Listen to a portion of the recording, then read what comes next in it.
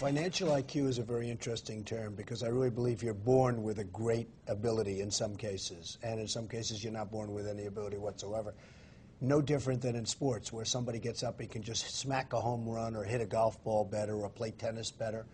So you are born with somebody, but you can also learn a lot. You can learn so much, and that's where financial IQ really comes. And as we discussed in our book, that's really where it comes together. And I think in our next book, we're going to spend a lot of time talking about financial IQ because it can really be improved. That's correct.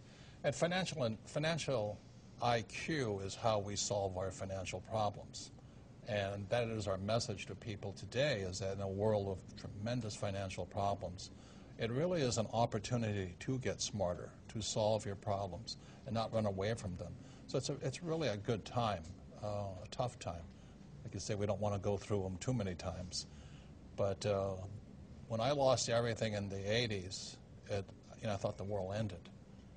But in retrospect, today, it was a good thing. I didn't declare bankruptcy, paid my creditors back, and fought back.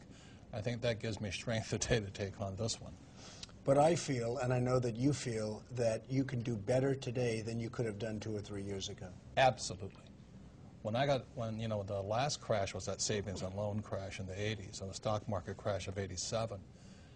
And it was the best time because everybody was crying the blues. Everybody was saying, "Are you nuts? You're buying real estate?"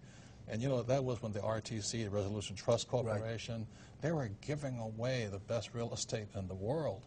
And other people were saying, "These are terrible times." I'm going, "You got to be crazy." I've never seen good property so cheap. As I said, the banks wanted to have you take it off their hands. So it was really a good time.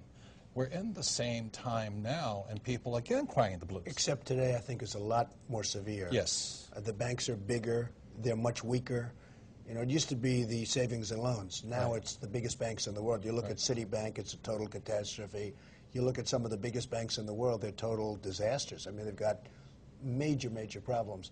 We never had that in 1990. We never had that. So this, you could say, is a far worse, and I mean, statistically, it's a far worse period of time.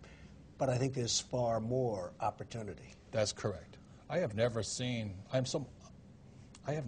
so good because it's bad. Unfortunately, it's bad for many people. And again, that's why I'm saying we get together and we want to encourage people to keep going. Don't give up because you faced your challenges, I faced my challenges. And it's facing the challenges that make you smarter, stronger, better able to handle tomorrow. Well, I went to the Wharton School of Finance, which is considered the #1, the elite business school. And I met many people. They were all very smart, but some were like super smart. They're not necessarily the ones that made it. The ones that made it are the ones that never quit or never gave up or had more drive or energy or something. Right. Not necessarily. Once you get up to a certain category, you're pretty smart.